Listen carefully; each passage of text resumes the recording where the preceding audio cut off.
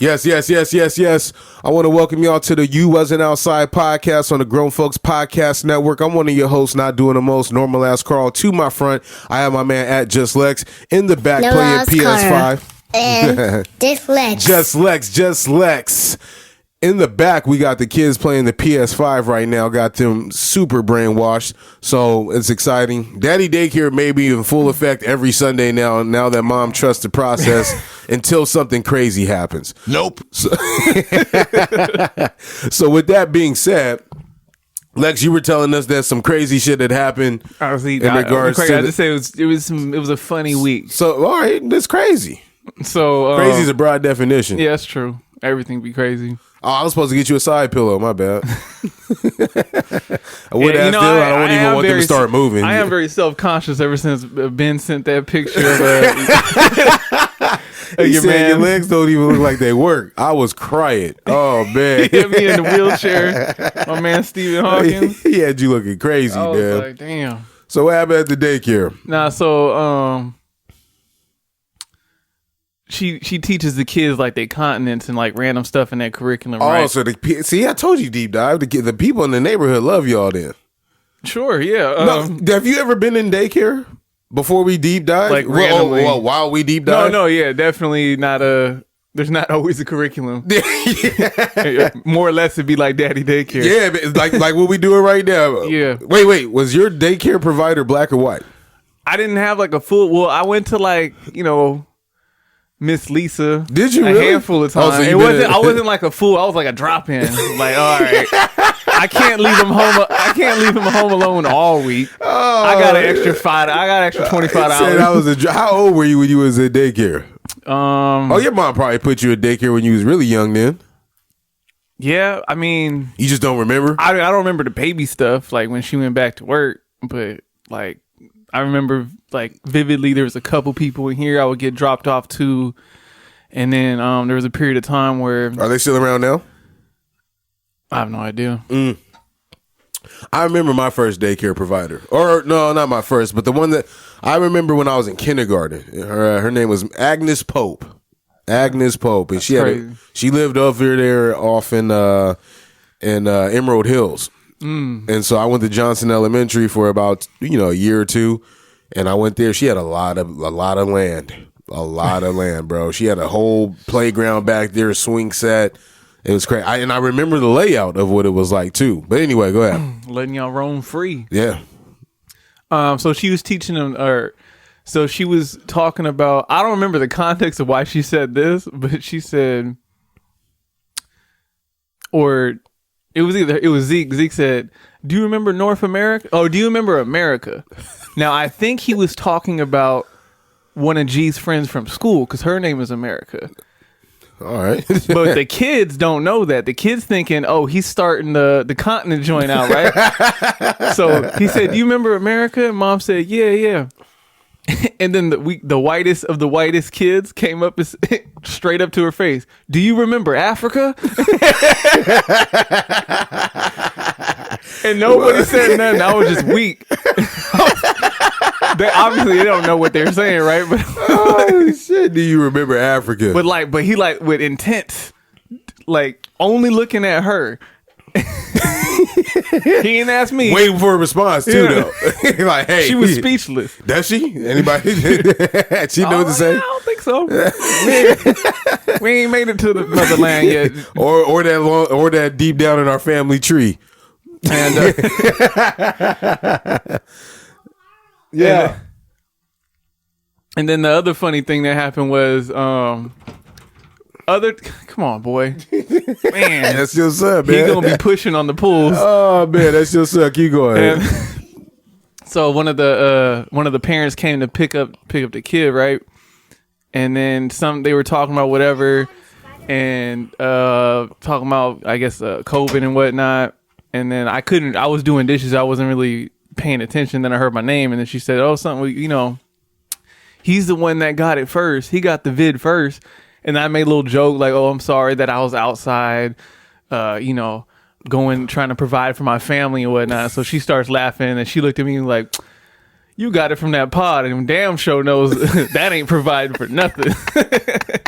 It's providing you the mental space that you need. That Did you ain't say? what that ain't Did you what she say? cared about though? I was talking about providing. I be cross referencing weeks because in and out it'd be crazy. But I swear you said Monday was already rough. Oh yeah, man, because full overtime swing and then Yeah. So look, man. Now you get to hit the reset button, have a little fun, get right about back to be to Monday it. again already. It's providing you mental stability. Because that same parent, we was at their house for dinner last night, and I was like, and we've been eating pretty clean, And a lot cleaner than we. No, I'm saying a lot cleaner than we was because we haven't been. What do y'all feed the daycare kids? I mean, she got a random array of things. She'll like so for breakfast, she might do oatmeal, she might do waffles, she might do she'll do eggs sometimes. Like Y'all give them potatoes, cereal whatever. sometimes? Nah, not really. I was talking to Dale about that, man. I was like, look, we don't really eat cereal and stuff. That was like a staple breakfast as a kid. Cereal and Eggo waffles. But now I got a waffle maker. Yeah, nah. Well, it's only $30. Don't do that. no, not that. It's more of a time commitment when you just pop them Egos in. It's 5 minutes. You can pop. Now when you mix the when you gotta do the mix and do all you that, get the then add you gotta, water joints. You out here and then making, you're gonna burn the first one, and then this one is cheap, so waffles be undercooked sometimes. you got the half is nice and crisp, the underneath to be all. Hell yeah, the underneath be crisp. The top part be a little suspect. I already know the perfect toaster setting for my Eggo. Hey, real shit though, the ones at the hotels when you get the continental breakfast joints, those are the best waffle makers you can get. Yeah. Like known to man to date, like those are the best ones. They have to. They got a lot of miles on them. Oh yeah. They do about 100 waffles a day. The waffles is you probably do more. You don't like waffles though, huh? I like waffles. I'm not a pancake guy. Yeah, I like waffles French over toast. Do you? French toast over waffles over pancakes. Oh man, you're a serial killer. Who doesn't fuck with French toast? I don't. It's you and Adele, the only people I know that like really love that shit, man. That shit's crazy to me. So, how's everything going, bro? Like, other than that, how's everything going? How's Africa? I had a revelation that the tan is in trouble. But shit, it's 50 degrees. No. This week has been relatively warm, like during my lunch period, right? Yeah, but it was cold yesterday. I was down by you yesterday. Yeah. It was off and on cold. But like during lunch, lunch is normally when I'm outside walking with my shirt off or doing whatever. You do that now, still in the winter? No, I haven't. But like this week has been warm enough for you. It's been enough for me to do that, right? Free yourself. But I'm with Zeke on my walk now, and so we're not just walking. I basically take him to the playground for like 25 minutes, and then we walk back. So I would look crazy pulling up to the playground and just walking around it with my shirt off while he sits there and goes down the slide and shit. Try to figure it out. So I was like, damn. And he's not gonna be old enough to start school next year. So this is gonna be like he gonna keep trying. He even said, "Excuse me." Ask him. Yes, boy. You need to wash your hands. It's not working. We'll wash it in a second. Tell G to help you. Nah, that sink. Yeah, you got to put a little muscle that into sink is crazy, man. Like that sink is It's different. Here, come and get some hand sanitizer. That's the OG. That's the late '80s sink. That's the originals. Yeah, he know how to go to the bathroom and stuff on his own. Yeah. Oh, okay. Why he asked you for help last week? We still working on the wiping. Oh, yeah. I don't even think does G wipe his own ass. Yeah, I mean, officially, it's official. It's more of the rough coat. It'd be rough. Rough laundry cycle sometimes, but it's all good. I never wanted to be the kid that took a poop at school, man. Oh no, you had to go to the nurse's office. I've definitely made some government decisions in some suspect bathrooms on the campus, but yeah. And I really thinking about it. Like, was my diet that messed up to where I just didn't have to poop at school ever? I think the food was that bad. And then the times where I did, you just had to go to the nurse's office because they had the big disabled toilet. And you knew there wasn't as many cheeks on there as the regular joint. And then they don't have the seat cover, so you got to pull out all the paper towels and you just got to line them up. Yeah. Like, what's his name? And G, can you help him turn the sink on? And these next couple episodes are going to sound crazy. That's all good. We'll live. But yeah. The crazy part is he hears him like calling for help. No, he probably doesn't hear him though. That game is like it's like a trance, man. It was. I put it in for 30 seconds just to try it out, and I was like, my fingers knew what they was doing. It's like it was all coming back to me. Oh, you tried to stay away from it last week. I see what you did. Because I didn't want it to be like, oh, you know what? It's all good, man. Hit my hand clasp, man. 500 is 500. We trying to where them shits at?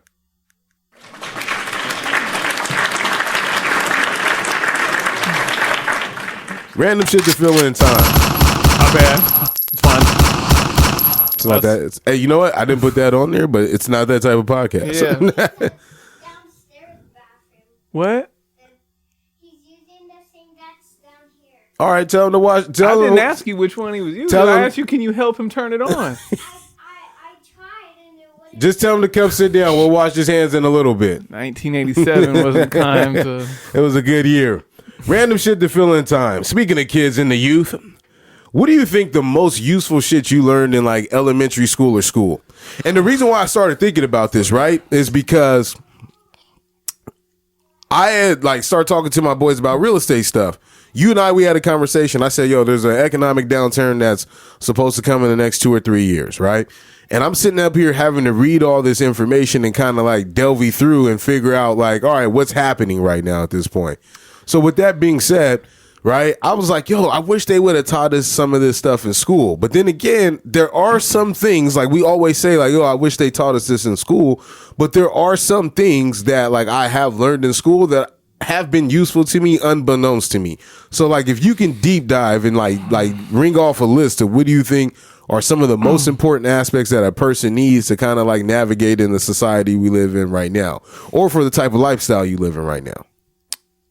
So school, I think the best things about the current system, and I say best, not that they're great, but just the things you can take away from the school system as it stands is basic arithmetic, reading, writing. Even though writing, we're like, reading's not arithmetic. We grew up, but I'm saying like the basics. Yeah. Like, we grew up in the cursive era when they swore that's all we was going to use. And I only use it for my signature. Exactly. I argue that we do though. But even then, my signature is not the cursive they taught us though. But that's the thing. You don't even know how to do it because nowadays, a lot of stuff I'll be signing be like over like technology, and they'll just pull up like what your signature would like, and you go, "Would you like to adopt and sign this?"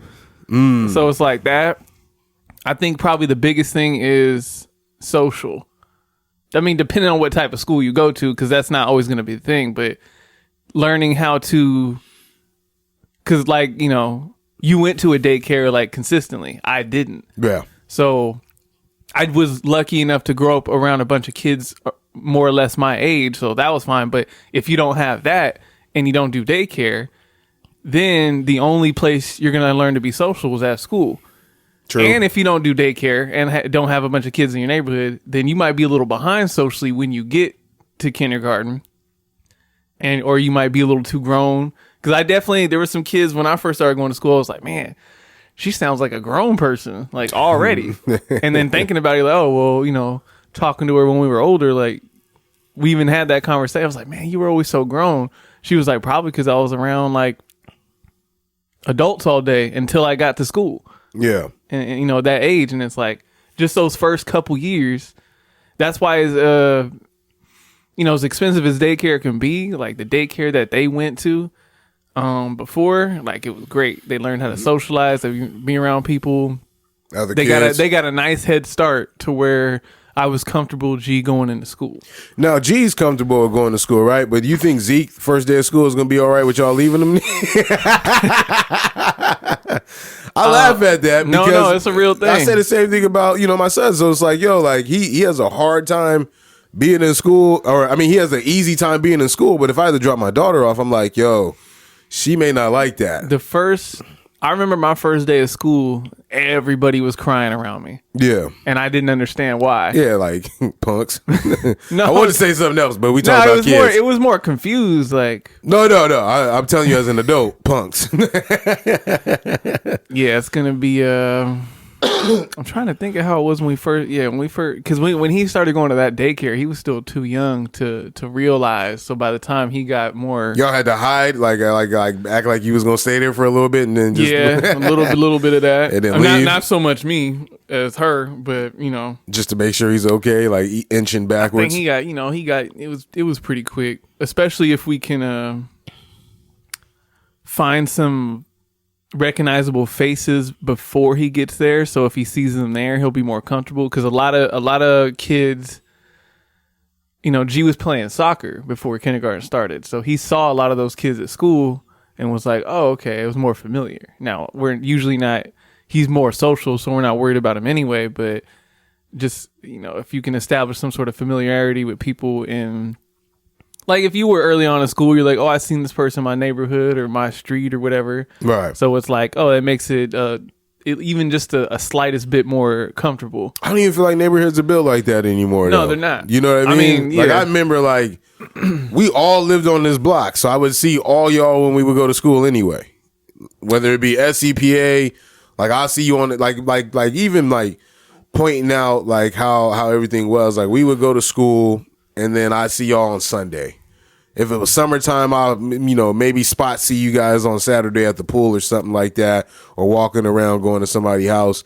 But like, it's not like that anymore. Yeah, because people aren't just randomly walking outside like that. Yeah, there's a little bit of that in our neighborhood. Like, I see some kids outside or roaming around, but I think just the damage has been done with the technology and just how life is lived to where irreversible too. Very irreversible. Unless you knock us back to the Stone Ages, we got to go again. Maybe. Other things that I think that were beneficial: how to hold a pencil, or a pen. Like, I'm taking it down to the basics. Like, these are things that we. Isn't there multiple ways to do that though? Yeah, but I've seen some people hold a pencil crazy. But even just like learning how to write letters and stuff like that, and words and stuff, like, and holding a pencil and being able to do that, there is a correct way. I believe the way y'all watching on a video is you put the, this is my pencil. You put it in between these two fingers and write. How you write, like this? No, but I've seen with the fist? I've seen people write like that. Oh, that's crazy. Or like what? No, I write like the correct way, like or whatever. that, yeah. But my handwriting's terrible. So mine like, is it too. right? And we come from an era of getting hand cramps. You know what I mean? Like, I haven't had a hand cramp from writing in a long time because we type everything. But right, man, just trying to write like writing an essay, timed writing, yeah, and you're just I hate that word. Timed writing. I hate that word. Now that's something that really gets to me. I agree with you on the arithmetic. I definitely agree. I definitely agree with the cursive. But did we talk about this before? Do you know how to type? Yeah. How many words per minute you at? At my peak, I was at like 95. Yeah. Now I'm probably steady. Jesus, take an Ativan. Now I'm probably somewhere in the 70s. Oh, okay. I'm at 50. Don't judge me. I'm not judging you. But I had this teacher. His name was Mr. R. We're gonna call him because I don't want to throw him out there like that. We had to take this computer class in high school, so I didn't know how to type then. At that point, I was typing all my shit up with my index fingers. And so we would go into the class and he would put a pink sheet over our hand. He had it already there. So I had to just do the typing program for an hour and a half, like twice a week, because we had like a block schedule. So then I would sit there and I would learn the keys. And so that was probably the most useful thing for me because it served me when I got to college. It still serves me now. Now I will say that, like, I'm not gonna go that far, but it serves me well now because I type all of my reports and stuff like that for work. I use the speak text now. So I'd be like killing two birds with one stone. Whereas you take your walk and like enjoy your day or whatever and look at birds, I do the same thing, but then I know like how our stuff is organized. So I speak text it, email it to myself when I get in the building, and then just copy and paste and read it and go from there. That's how I utilize technology. So, I mean, and that's the socializing piece. I got that from watching someone else do it. But that socialization thing is big. I was talking to this lady from work, and I guess we can transition a little bit. I was talking to this lady from work, and, I've known her now for 8 years. I've been on the job 8 years where I'm at. It's crazy to even say that because, like, Me too, right before you even say that, we got a bunch of people up and moving, like some restructuring on their teams, and I got offered a window seat because I have seniority, and I was like, I got to get the fuck out of here. Me? it hits you different. But here's the thing. You know a person like this because this is her. She been in 35 years. Yeah. Right? And she does something like, pretty basic now. She's a little up there in age and everything. But I'm sitting up here like, yo, you've been out here working before I was even born.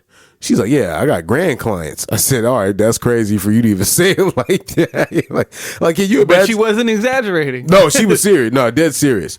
But her son, especially in that line of work, you can get grandparents in the mid 30s. Yeah. So, oh man, but her son, right? Real cool kid, man. I think that, given the dynamics of the household and stuff like that, it's a little tough. And the type of work that we do, it's hard for her to be around all the time. COVID has kind of been whooping his behind. He's sick, he's a large kid, like really big. And so, he tried going out for football. Didn't work for him. He was like, yeah, now I'm not getting drafted. He was like, I'm going to be a sports journalist. It's like, well, bro, you still got to go to class. And I think for him, he didn't grow up around a bunch of kids. So that socialization piece isn't there. He's not a bad kid. He's the kid that, Mom, where's the meatloaf? I'd rather stay in the house type of kid. You know what I mean? And so like that socialization piece, he's missing it. I don't think there's any other kids like there's any other kids in her family or like around her where like he can really interact with. He doesn't have very many friends and stuff like that. So I agree with you. Like that socialization piece, it's the biggest thing. It's big. I mean, it's really big. Because all the other stuff, like if you really boil it down, all the other stuff we talked about before, you can teach them that. It might be very inconvenient. It might not be the greatest, but you could teach them math. You can teach them how to read, teach them how to write. But you can't really do, like, you have to throw them in the deep end when it comes to socialization. You have to go out there and learn how to read a room and, tone and context and meet kids and understand facial expressions and how to play and how to share and, teamwork and, all that type of shit. And yeah. And then as I got older, typing, I learned how to type in 7th grade. And it was crazy how it happened because, you're one day you walk in there doing this and then halfway through the semester, you're like, damn, I don't even know how it happened. Right. And then another language, assuming you hold on to it. So I held on to Spanish for, a good decade before it kind of withered away. Yeah. Withered. And then college, I mean, economics, yeah. But at the same time, I think the biggest thing from college was critical thinking. Kind of expanding like different ways. A skill that most people are lacking right now. Yeah, when you're good, you just looking at things different can really help you in many aspects of life. So that's what I took from college anyway. That's been bothering me in my 30s. Like people's critical thinking is only critical to them, right? And sometimes like when you hear like the rationale from some people, I'm like, oh, okay, that's kind of wild. Like, I don't know how you arrived there, man, but whatever. But where you're getting said information is crazy. All right, look, we're going to have some fun today. I had this topic on here for a long time, bro, and I totally forgot to tell the story, but it's good because if said person is watching us right now or listening or whatever, they probably won't even know who this is because it's been some time, right? Do I know this person? Of them, yes. I know of them. First episode that we ever had. That we ever had or you ever had? That I ever had, and we called a gentleman up. Okay. Yeah. So anyway, with that being said, I'm getting told this story from a friend, right? This friend tells me that, such and such had met someone over the COVID break, or the COVID time, and this person has had plenty of girlfriends over time, right? Breaks up with their girlfriend. I think maybe within 2 or 3 months of meeting this young lady, they were together for a year. The girlfriend lived with him. She moved out. He's with this new chick. She's a lawyer. I don't even know what the hell he does, but it's under 25 an hour. You know what I mean? Out here in Dago, right? 25 is solid. I'm not saying anything is wrong with 25 an hour. I'm just painting a picture here, right? And this habitual dating, okay? So this person, meets this young lady, I imagine on a dating app, right? Within 3 months of COVID time, right? Because you spent a lot of time during COVID, right? They decide, you know what? Or he decides, I want to get married. And I'm sitting here thinking, I don't think anyone else that you were dating at that point was on this level of this other young lady that you had. She's a lawyer, obviously got a good head on her shoulders, always going to have a job, long as, she's within her ethics, and, can be able to either work on her own or on her own, or also can work for a firm or whatever the case may be, right? Depending on the law that she's practicing. Could you see yourself, this is where my point comes, could you see yourself following the bag? Relationship wise? Yes. Like putting yourself in prime position. Look, you've always been an alpha male, the alpha dog your whole life. Now I need you to take a back seat and ride shotgun. Okay? Well, that don't even go this year. I need you to ride shotgun. Fucking critical. Right? Yeah, that was so oxymoron-ish. I need you to ride shotgun. Could you see yourself dating somebody that's broke as you? Or would you want somebody that's able to take care of you if you in that mind frame? Like really look, it's paining you to even go down that far. I can see it right now. No, it's not paining me. I can see it. I can see the pain. You at can't 33? see it. Not at any age, right? You know what I'm saying? At 33? Let's go to Pat and Oscar's you. Yeah. Well, it wasn't hard to make much more to me then. That's what I'm saying. It's one of those but he got a plan. Pat and Oscar's you. If you landed a lawyer chick. At Pat and Oscar's? Yeah. Damn. Now we're not saying like, would you change the tie, right? I want to make sure we're being respectful. I'm saying Pat and Oscar's you. If you had met a lawyer chick or somebody that was already like established prior to you, like would you be able to say, oh well, I'm gonna lock it down, or would you feel insignificant in that manner? At that time, I'm trying to think. I probably would. I don't know if I would dead it just because I'm like, nah, you can't make more than me. Because I don't think I've ever had a problem with women making more than men. But that's you outside looking in. But for a lawyer to be dating a busboy, it happens. No, I'm not saying it doesn't. Look, we watch enough TLC shows to know that shit happens. I don't put it down like that. Maybe in Pat Oscar's days, man. Maybe, a few breadsticks later. Oh man. Let me see. If anything, maybe it might have motivated me to like get my shit together quicker. Cause I'm not saying you can't make more money than me, but I gotta feel like I'm at least on the same level. Not necessarily pay.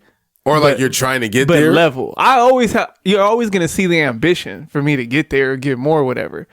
But if the gap was that wide to start, then it's like, all right, I need to start closing that gap. But I'm not speaking specifically pay, just more about like level. Because, there's some people that, you could think, well, okay, we're on the same level because we both have, quote unquote, our shit together. But you might make a lot more money than me. But, that doesn't mean that I ain't shit or I can't take care of you. It just means we're both doing fairly good in life.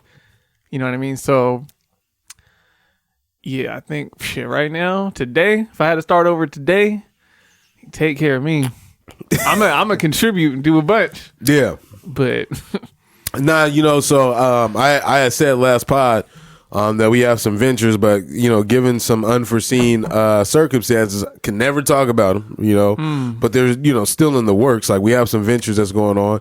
And so on paper, without this year, going all the way through, she's slated to make more than me. After we sat down and did the calculations, broke down the numbers for the wedding. Are your fingers doing a lot of twiddling in that sweater right now? Oh, it's over. I've already made some wild moves already.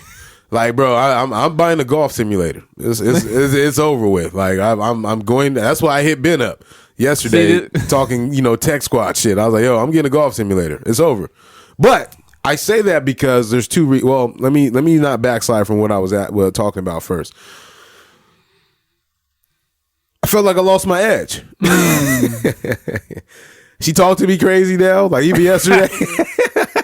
That's the guy. And this is all jokes. Like I'm joking right now, by the way, but I'm not. I'm like these instances happen, but I'm not hurt by it. I'm glad. I'm happy for her that she's in this position. She talked to me crazy before she made more money than me. I can't imagine what's going to happen if we get a little bit bigger. Oh, it's already happened now. I'm going to get my hair done. Watch the kids. I'm out of here.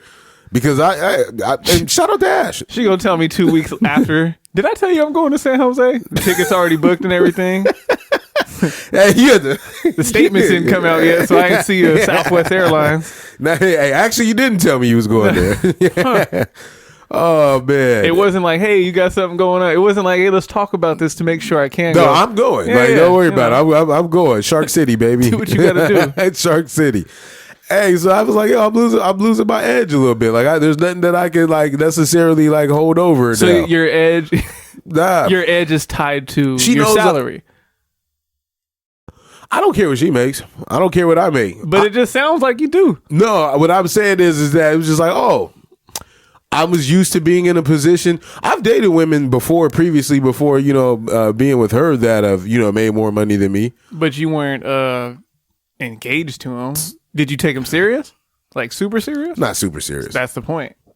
I've only lived with. This is the only woman I've ever lived with. Right. This is someone that is serious that you're moving forward with.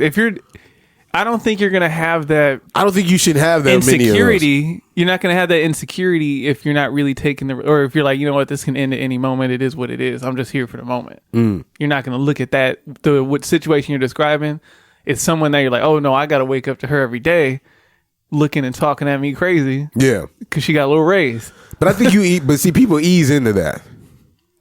Like you ease into that level, right? When it gets there. Because it's not like when people look at it outside looking in, it's like, damn. But now, like I'm looking at you, you're 10 years in the game, so she can talk to you any kind of way she wants to. You locked in. It didn't take 10 years for you locked in. But now you get to, now that the role, like, I hate to say roles, but like, just how everything, like, the roles now are reversed. Now you get to be like, shit, I was losing my train of thought.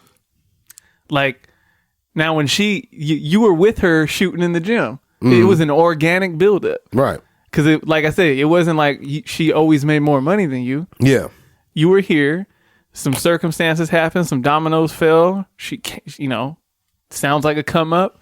Boom! Now she's here, and now you get to maneuver your wording and put it so you built her up. You got here with the strength of a strong man behind you.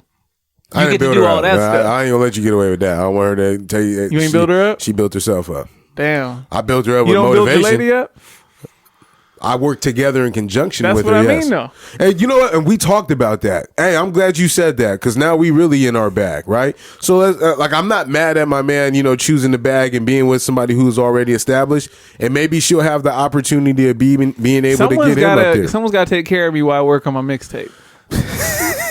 But we laugh, but there's not like we talk about this as if like these are normal occurrences. They're normal occurrences for people that have common sense. You start going off of El Cajon Boulevard or something like that, you go find you a bunch of dudes that's living off some chicks, like with no problem of doing that. You know what I mean? Like in our circles, like it's normalized, but like I'm sitting up here thinking like, oh, men are providers. I only know about 15 guys. There's like that actually do that, and I only associate with them. Right. But then again, like in the line of work that I do and stuff like that, I know of plenty of men that still live that lifestyle where it's like, oh, I'm about to live off of this woman. Right. Women hold it down. And I hate to be that guy with the Avengers cape on and stuff like that. But they be holding down some of these sorry dudes. You know what I mean? And I give it to them. You try to build them up and you try to have these honest conversations. I was telling her that I was talking to this girl I know, and she said that, she was dating this guy. She has a child. He has a child too, but he's a felon, right? And I was like, okay, well, shout out to him. But felons have made it before, whatever they do. And she was like, yeah, but I'm sick and tired of all this stuff, and I'm holding everything down, blah, blah, blah. And I was like, well, if you do the math, right? He's never been to school before. He's not doing anything actively right now. By the time like you're waiting on this person, it's going to take him 3 or 4 years to get himself established. So I'm not hating. I'm just letting you know, like options wise, if the emotions ride high versus where he's actually at, then ride it out and support that person. If it doesn't, then it's like, hey, you gotta ask yourself, am I gonna waste the next 3 or 4 years to wait for this person to get established? Because if he just got out 3 months ago, it's gonna take him some time to get on his feet. He ain't gonna just, land a car dealership right there and be good. And you gotta worry about recidivism rate. Is he motivated? You know, is he up in the morning at 7 a.m., you know, talking about, hey, I'm about to get up and change my circumstances, or is he sleep? You know, same thing for a woman. Same thing. Like, are they up every morning doing things to change their circumstances? Try to keep it synonymous there. Yeah, man. That's the biggest part, because it's already going to be tough for them as a felon to eat, no matter how much go get you got to make something happen. As far as like, because you know how the society we live in. But yeah, so you just got to know who he was. She met him in jail. No, I think she knew, dude. She knew. Yeah, bro, like, what was he like before? Obviously, he was a felon, but that doesn't mean he was a bad person or he didn't have no go get. He just might have been in the wrong place at the wrong time. Yeah, who knows what it is? Either way, he's got some work to do, and it's going to take him some time. Go ahead, man. One of these days, you gonna cut me off and say, "All right, let's get to the next topic." Man, I'll be like, "All right." Whenever that day comes, I'm gonna drop a tear too. I promise. I'm like, he's Tom Brady with 3 rings now. All right, man. Shows to watch. So for those of you guys that have HBO, my man's put me onto this, and I was kind of skeptical because it reminded me of Ricky Bobby Talladega Nights, which I don't think is a bad movie. It's just that I fucking love that movie. Yeah. You just got, for me, all right, I can't say for everyone, but for me, I got to be in the mood for like a show like that.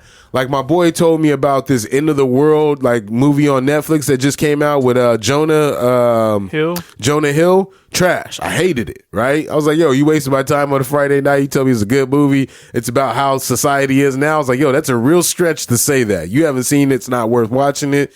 It's like a real parody movie. It's terrible. But Precious Gemstones has my man John Goodman. Righteous. I don't know why I said Precious Gems. It's like in the back of my head. Righteous Gemstones. I did write it as Precious in here too. Righteous Gemstones has my man John Goodman in it and Danny McBride, who I always confuse to be Ricky Bobby's sidekick in Talladega Nights. Anyway, John C. Reilly. Yeah, they are the same person with the same type of humor to me. John C. Reilly, he has like real roles out there. He's been doing this a minute. But yeah, I like Danny McBride. I ain't started this show yet. It's always been in the back of my queue. It's in season 2, which is crazy. Yeah, I think it took a minute to get to season 2. But I ain't got really much to contribute because I ain't started watching. No, I'm just talking about shows to watch right now. So it's about... And here's the thing, like if you're a religious person, you know what I mean, don't watch it then. Because there's a lot of sacrilege stuff that goes on in there. But it's nothing that's like super bad. John Goodman plays a father and a family of 3. His wife had recently passed away. They didn't say how or whatever, but it's like I said, it's a parody. It's like one of those like non-serious movies though. It's weird seeing him in that type of role because I don't remember any movies off the top of my head or shows or movies like that with him in it. And the fact that he's like that. I was about to say Roseanne was a comedy. Not like that though. You get what I'm saying? Like no, because Danny McBride. I'll give you an example. Like, he's extreme with his type of comedy, like what he does. Yeah, like it's ridiculous.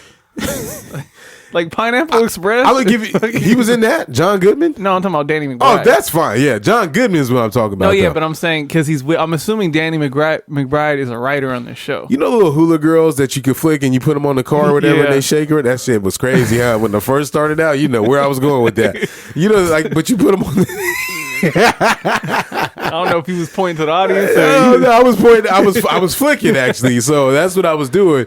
But like, so they had a Jesus what? And like he threw it against the wall, and it was like, "Daddy, you broke Jesus." And he was like, "No, that wasn't Jesus. That was a karate man." Like, you know what I mean?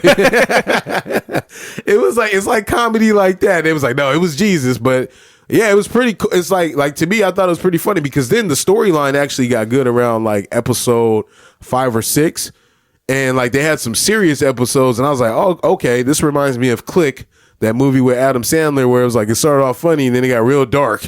You know what I mean? And then it picked back up with the funniness. And then season 2, I started it last night.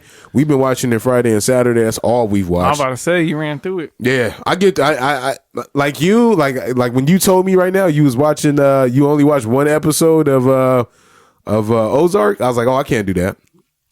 I can't. And that took 2 days because she fell asleep. And then I know it was hard for you to like not go. We was 13 minutes in. I was like, God damn, man, right now.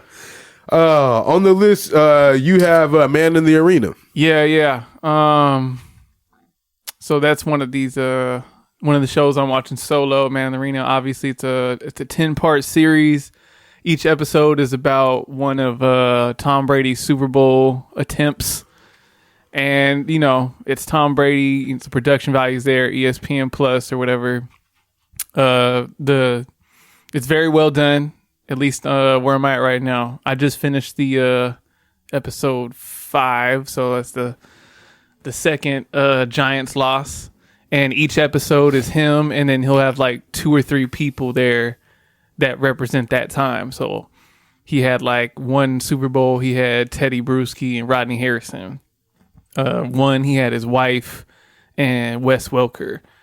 And one, he had, just stuff like that. So I'm only halfway through. I'm pretty sure it just finished up. There's also an accompanying podcast with it called Man in the Arena. Kind of takes the same approach, but doesn't use the same people. It kind of uses from a different perspective that I finished up to. And yeah, if you like the 30 for 30 and those type of ESPN docs that are pretty well done, then whether you like Tom Brady or not, you'll enjoy it because it makes him pretty likable. You know, he's for a man as accomplished as him, he's still pretty extremely humble. And he'll be the first to say, like, you know, he'll build everybody up and tear himself down before like shit like that. Which, you know what? I guess like when I watched 4 episodes already. Oh, you did? Yeah, this is what sparked that argument that day you missed it. When I said, yo, Vinatieri is that dude. Oh. Because they were doing that the first couple episodes. Yeah, and he's I was with you in the argument because I think you guys were just he wasn't hearing your tone and what you meant. Yeah. He was, but he was drunk. He was hearing something completely different. It was like if he just tweak one little thing, you can understand he's not saying Tom Brady didn't do nothing. He's saying that. I'm just saying having as a Charger fan, having a great kicker is valuable. You know what I mean? Like, bro, and that's another thing. We still sulk over these losses, like, and that's been hurting us. Tom Brady, I had put him in until this film, right? When you look at Bill Belichick's demeanor, how New England is ran, all the little secrets you heard. I like I said, I have a friend that plays, and like some of the stuff that they talk about and go over in the coaches meetings that's unbeknownst to us. I told y'all some of the the wild stuff that was said. Like, for example, Bill calling somebody is like, hey, 4 a.m, like, hey, you know about that offensive lineman's wife or whatever. It's like 4 o'clock. He's like, yeah, you need to know your opponent. That's how crazy Bill is, right? Yeah. Is how it was explained to me, which I was like, yo, I'd probably never make it in pro sports if that's where y'all taking it. 4 a.m, making calls about people's family members or some wild shit or whatever. That's too much for me. But I had put Tom with Kobe, right? For a long time, right? Rest in peace, Kobe. And that Kobe was a villain to me. I used to hate on him making these shots and stuff like that. Yeah. And, same thing with Tom. I used to hate seeing him go down the field and drive and do all the things he was, fantastic at doing. The greatest quarterback of all time. I'm not going to take that away from him. This doc that you're talking about humanizes him to the point where, like, they don't even just cover the Super Bowls, but they also cover, like, his rise to even being in the league. Like, yeah. I don't think I've seen a doc where him and Drew Bledsoe are together or a conversation. Maybe it's just me because I'm older now and I'm able to see it. But Drew was like, yo, like throughout that whole period when I, got hurt and whatnot, like Tom was ready to give me my job back at any given time. He was just going out there trying to win football games and be out there for the team. And so that portion of it, and even going through that roller coaster, you know what I mean? He was supportive of me. He said all the right things. He wasn't trying to take the team away. I was like, you know what? Tom is an outstanding dude. Oh yeah, it's that first episode when they go through the job taking and everything. And you see Drew still holding it. He's like, God damn. He's like, I got a ring and all, but nah. Yeah. And and the whole time it's just like, damn. And he was like, man, all them days, because he made it seem how annoying Tom was at the beginning, because all he's doing was asking questions. It killed his career, though. I mean, I could see why he's bitter about that. It didn't kill it. He went to Buffalo, man. Come on, man. Buffalo. He went a bunch of places. He had a couple decent years, but he was, to me anyway, he was never that great. I mean, he was good. He wasn't that great. And that's why I was telling, Ben, I was like, look, those situations in them early championships, New England had a really good defense. Yeah, but Tom will be the first person to tell you that. He goes through it like, you know what, I didn't play that well, but luckily we had one of the better defenses that I've ever played on. Jimmy Garoppolo. And that's what that's what I'm saying. No, but Same thing. That's different though. Is it? Is it really? Tom Brady is a better quarter. No. Oh, no. I know that. Oh, no. Yeah. Now, yes. But I'm saying early Tom reminds me of Jimmy Garoppolo or an Alex Smith, the same all 49. Look, I must hate the Niners now. Debo ain't going to listen to this episode. When you're that young, I don't think he listens to any episode. He just randomly catches up a couple at a time. But when you're a young quarterback, like, I don't even want to say that because there's a young quarterbacks out here killing shit. But like that, when you got that type of defense, your job is to be a game manager. It's not, I need you to go out here and do all this stuff. It's, I don't need you to make mistakes. Yeah, that's and then I need you to make 2 or 3 plays. That's it. And he was able to do that. And now the early ones, right? And then obviously I'm not even at that point, but I lived through it. There's a couple, the Seahawks Super Bowl. That was one on like the craziest play ever. And then you got, but that there was a 10-year drought that he didn't win a Super Bowl. That he was at his peak, his 50 touchdown year, the almost undefeated year. Well, that's the team with Randy, huh? Yeah, Randy. That boy Randy, different. That's the real goat right there. And all he want to do is go fishing now. 10-year stretch, yeah, country bumpkin. But that 10-year stretch where you're like, damn, that was the best Brady's ever been. He was all these touchdown. That's hindsight because right now he's doing some shit right now at an age where it's like no, he's doing fine right now. But right now we're so into the new NFL. Those stats are gonna be like, it's a pass happy league. It didn't used to be like that, and I think he was around before and then kind of ushered in that era when they were going through where, damn, he's on the goal line going 5 wide. That's fucking crazy. Yeah, but it's like I have Wes Welker, Randy Moss. And then, they go through, I just got Gronk and Aaron Hernandez, like I'm loaded. And Patriots never had Patriots never had the greatest running game his whole time there. No.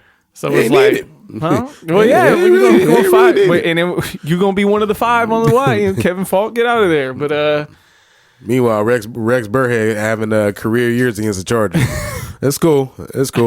That's how it goes, right? The washed up players go to the Rodney Harrison during the Super Bowl. He sent the Chargers a fruit basket. Transition. All right, next. After that Super Bowl, I hated seeing that. He sent them a fruit basket. Crying and shit. I did it for my mama. I was like, all right, fired up. He's aging great. Oh yeah, really great. He ain't gonna be aging great in that snow. He'd be outside now for a little bit too, huh? Out here today, yeah. I know you had. You had to, why you going to open the phone? He said, "All right, we report youth pastors. We out of here, man." You had to relive a couple bad Charger losses in that, doc. I definitely had to relive a few things. I was thinking about that too. I feel sorry for you, man. But you know what? Like, people say that though. But bro, like when Phillip Rivers, tore his ACL and they were playing in that AFC Championship game, he still had one more game to play on a hobble leg. Yeah. You know what I mean? Like who's to say? Like, all right, we went to the Super Bowl, but I believe also LT was hurt during that game too. Oh yeah, y'all gonna find a way to lose. Yeah, man. Like I'm not it's worried. like No, but here's why I feel bad for you, because you have Phillip Rivers, our very consistent quarterback. Dan Marino his Jr. whole Dan Marino Jr. Sure, but very consistent his whole career, right? Yeah. So you guys always had competitive quarterback play, and you had to deal with Manning, Brady, Roethlisberger, random people like that. Now his whole career, right? And now, very good quarterback. Usher in the now new you era. got to deal with Lamar, Patrick, Josh Allen. But I would say again. we got the right QB. It's gonna happen again. But my lasting thought on this is that I think we got I see it in your eyes. You know I'm right. I know. I agree with you. But I think he can go. He showed you he can go toe to toe. No. He's gonna be competitive. Rivers was always competitive. But I don't know. Tyreek Hill, all the shit we saw last week watching the games, which we gonna watch the games today. We got an hour and a half. But all the shit we saw last week, I was like, oh, I'm sick. Like, yo, how do you stop these guys? How do you stop them? That was the number 1 defense in the NFL. The only reason they were stopped last year is because their whole O-line was second string. Yeah, well, they're healthy today. And you know what? Just giving the man to close up the man in the arena topic. If you know, there was some news yesterday that he retired, and then it was like, oh, hold up now. It's a hoax. Yeah. So my whole thing was he wasn't gonna go out like that. Was that Woj? No, it was Schefter. Woj would never. Oh, okay.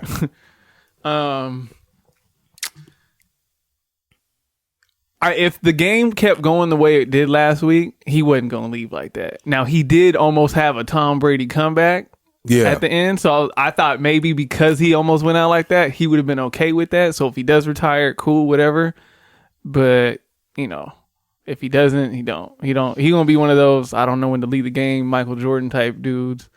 And if Rodgers pissed off, doing it better than Jordan. If Rodgers pissed off enough people, as far as the writers on the voting system, he's gonna get MVP. I still think Rodgers is gonna get it, but like he's right, he's number 2. Some old dudes, right? To league, like is the league really that in good hands? If these motherfuckers are still, it is. This young generation. Nah, I like Josh. I like Burrow. I mean, and they're gonna shatter all the records because now they have extra game to do it. Yes. All right, we want to keep everybody's attention span. We just nerded out and dad talk about sports. No, we were talking about what we were watching. You know, my dad, while you do that, my dad has been really, he's been watching way more sports. Back in the day, my dad watched a lot of sports like that. And so, like, now he's been able to hold conversations with me because, like, we've been spending, like, we used to spend a lot of time outdoors, but, like, his sports talk is getting there. Shout out to him. He's like, yeah, I want to see this AB doc. I said, when you start knowing the AB got docs and shit. He got to start venturing around because he's like, well, you know what? My teams ain't really do. I got to start knowing about other stuff to talk about. Yeah. He can't talk about football. That and he argue with his friend. He argue with his friend John all the time, so he got to come up with some new points.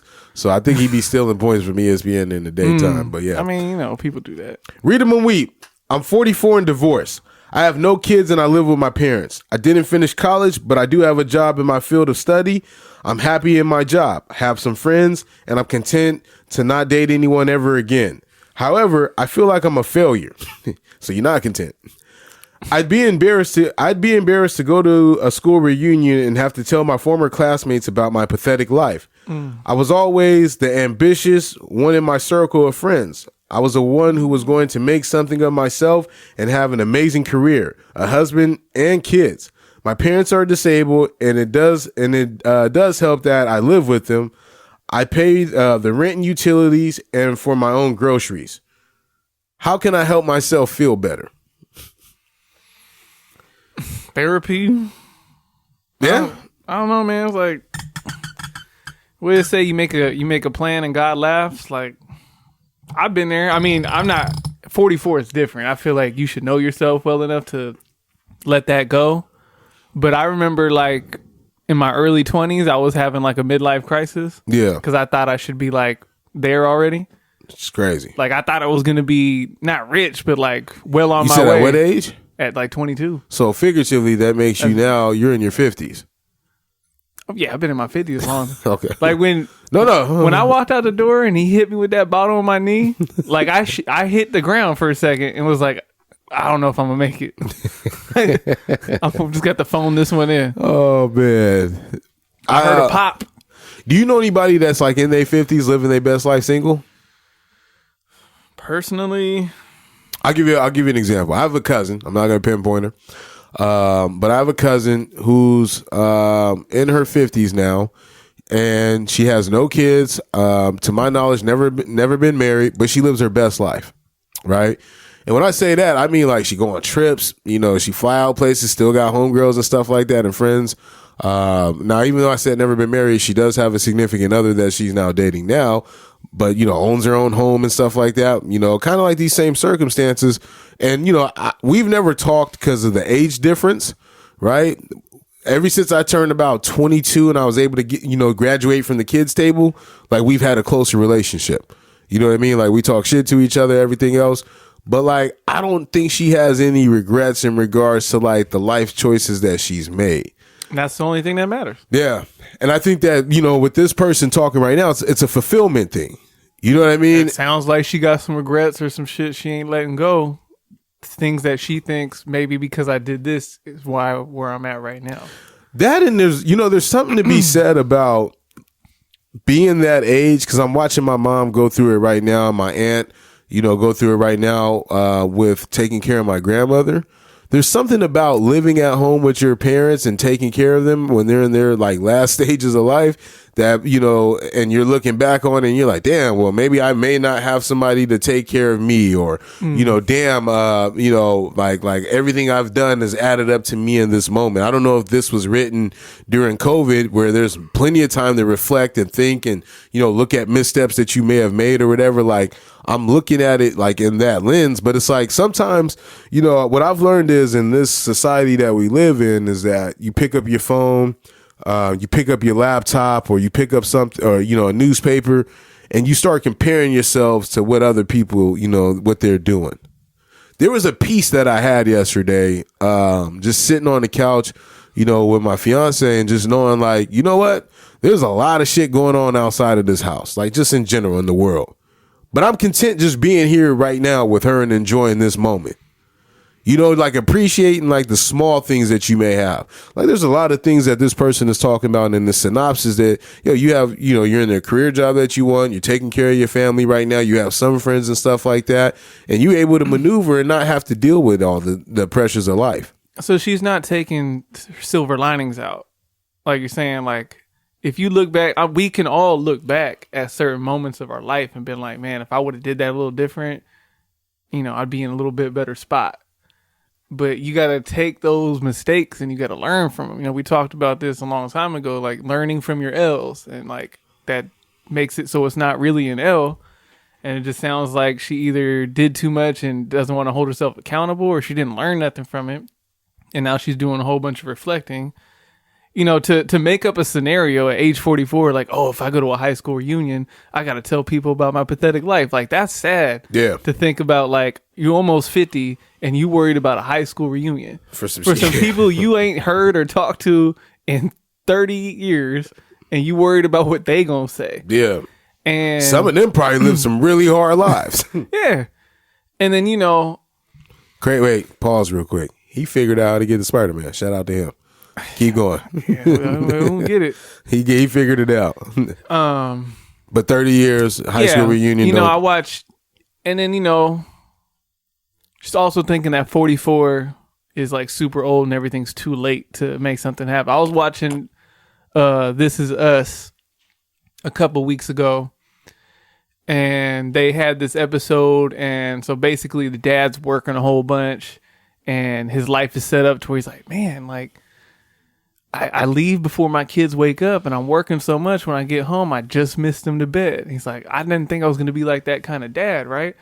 So he wakes up on Saturday morning. He's like, I want to take them to the movies, right? He had this whole day planned out about how he wanted it to go and bond with his kids. He ends up falling asleep in the theater. One of the kids runs out, and he gets found somewhere, and the police have to pick him up or whatever. And so he's like really like messed up about it. And he's like, man, I had it planned. It was supposed to go this way, this way, this way. And then his wife looks at him and says, or because this was their very first movie theater experience. And so he's like, damn, now every time they think about a movie theater, he's going to think about being traumatized. Yeah. And then she brings up this story about her childhood or something random. I don't remember that part, but she's like, you know what? I didn't remember this. I only remembered this part. And so until the day is over, there's always time to for retribution. So at that point in time, they're at home, and he brings out some bowls, gets a bunch of ice cream, puts them in, throws some pillows on the floor, and then they have a movie night. And then they have a little montage of everybody laughing and having fun. And then when they go to bed, she's like, this is what they're going to remember from today. They're not going to remember none of that old shit. And so I think it was great. It was very well written. And I just think that's the lesson in that is exactly what we're talking about. Like, obviously, like I said, at 22, I was having a midlife crisis. Like, man, why am I not here? Why am I not here? And it took me a while to get to the point where I was okay with where I was at. And then I was like, nope, I got to build here and now. And now, looking back on it, it's like I had to go through that. Yeah, if I would have done some things different, I would have been a lot further along.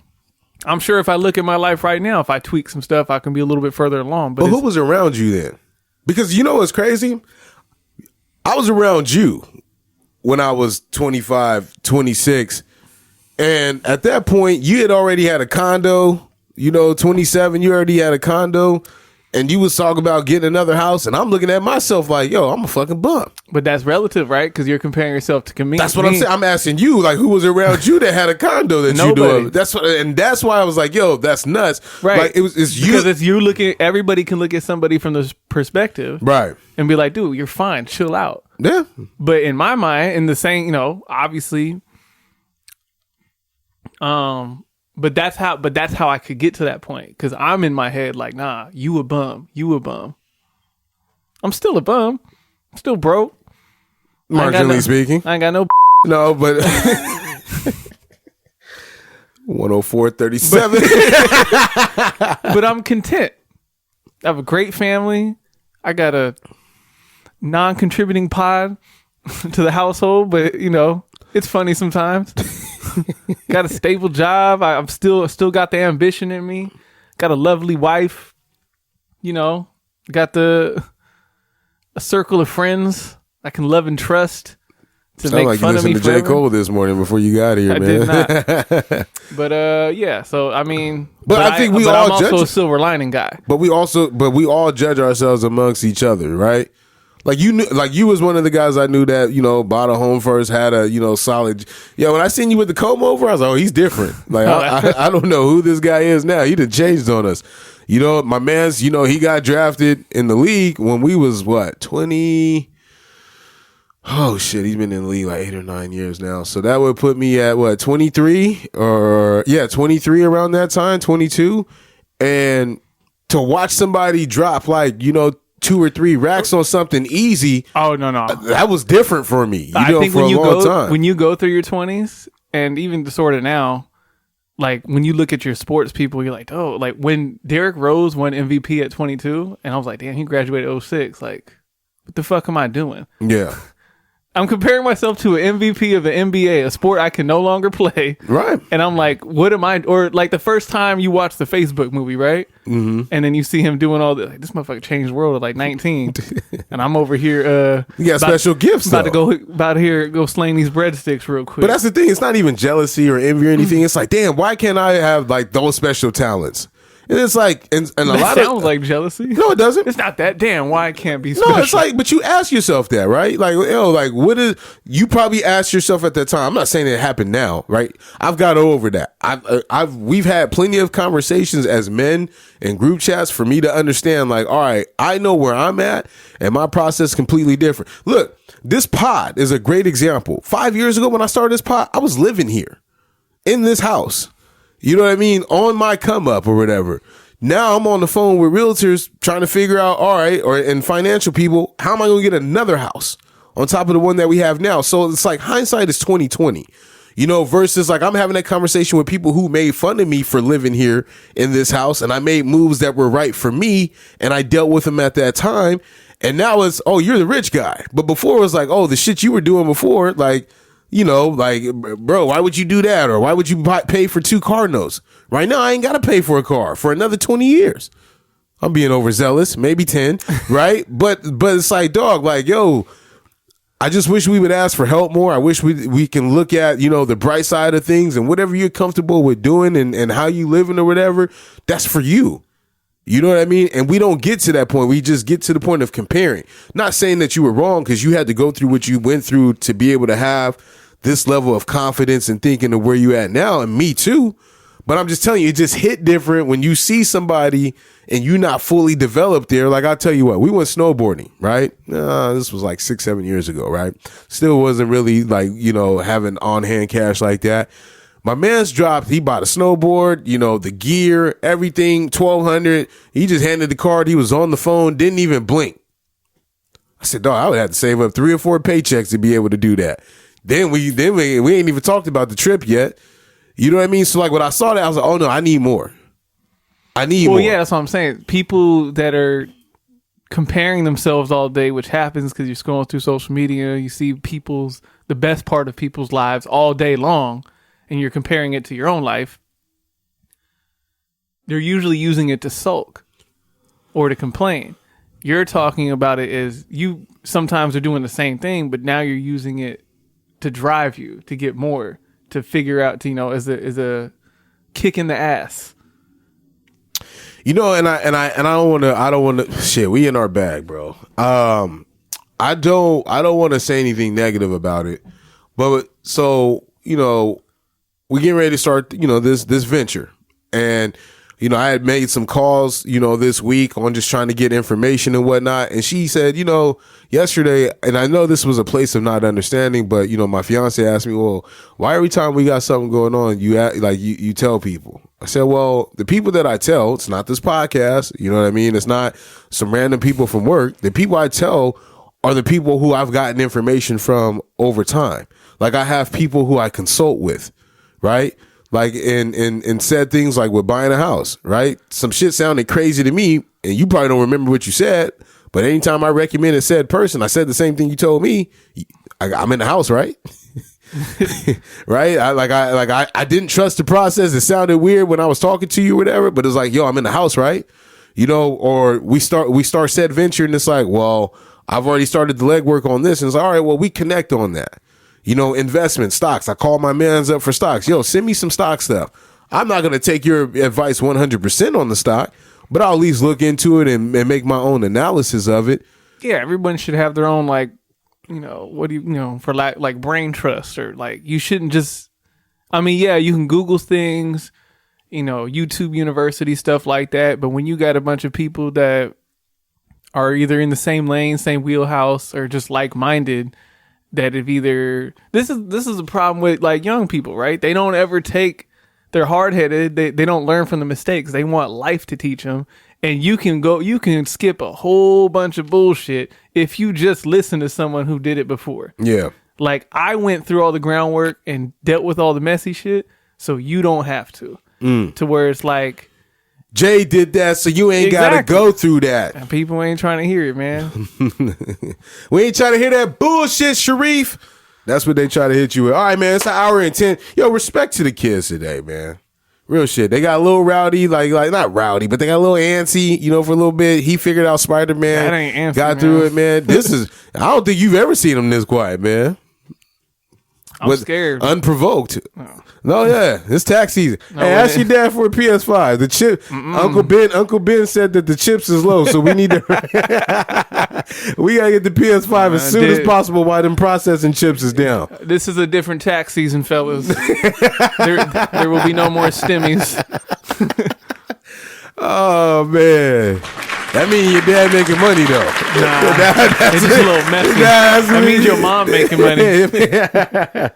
All right, man. 3 cheers, man. Who you got 3 cheers for? I could do 3 cheers real quick. I should have did it a couple weeks ago, but I got to shout out my man Ben. 18 years for the squad.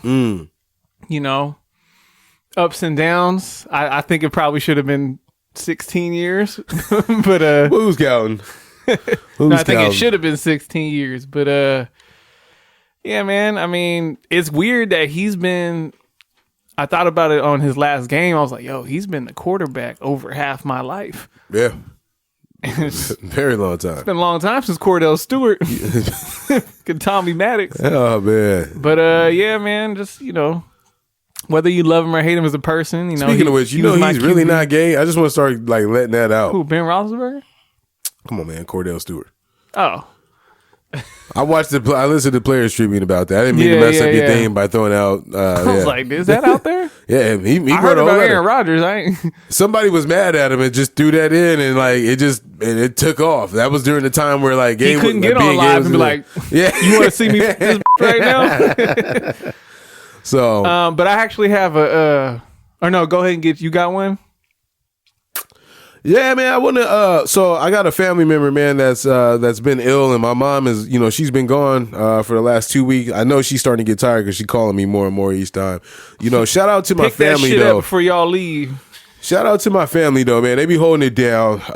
My mom is, up north taking care of another family member. My dad and my aunt, are, taking on the reins of, checking in on my grandmother and stuff like that. It's a little more convenient for us because my mom lives down the street, and my aunt, so, she's been helping out, but she's still been in there checking. So shout out to them. I know my aunt listens to this podcast, so I'm very appreciative, you know, of everything. Because, you know, if it wasn't them, it would have to be me, right? and no, but I say my journey. But I say that right now because, like, right now work is crazy.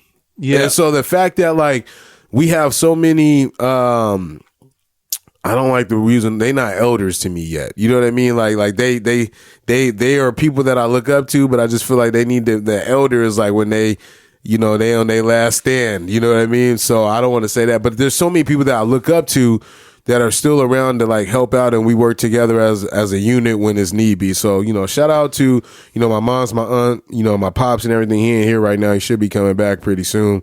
Yeah, we might want to end before you come in here yelling anyway. So I have an opposite of 3 cheers. What is that? 3 boos? 3 boos. Oh, never thought I would do that. That's not earlier. sticking. I'm just letting you know now. I'll let you get that one off right now, but 3 boos is trash. Fuck the MLB Hall of Fame. All right. We got to save that one. Save it. That's deep.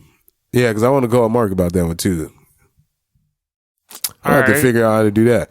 How you want to hit me with a, yo, bro, we've been waiting on Barry Bonds to get in the Hall of Fame and Mark McGwire and all them for a long time. You want to wait till the last corner of the podcast to talk about that? Because I was like, we're very limited on sports. Look, we're going to talk about it next week. I promise you. I was going to mess up my outro then.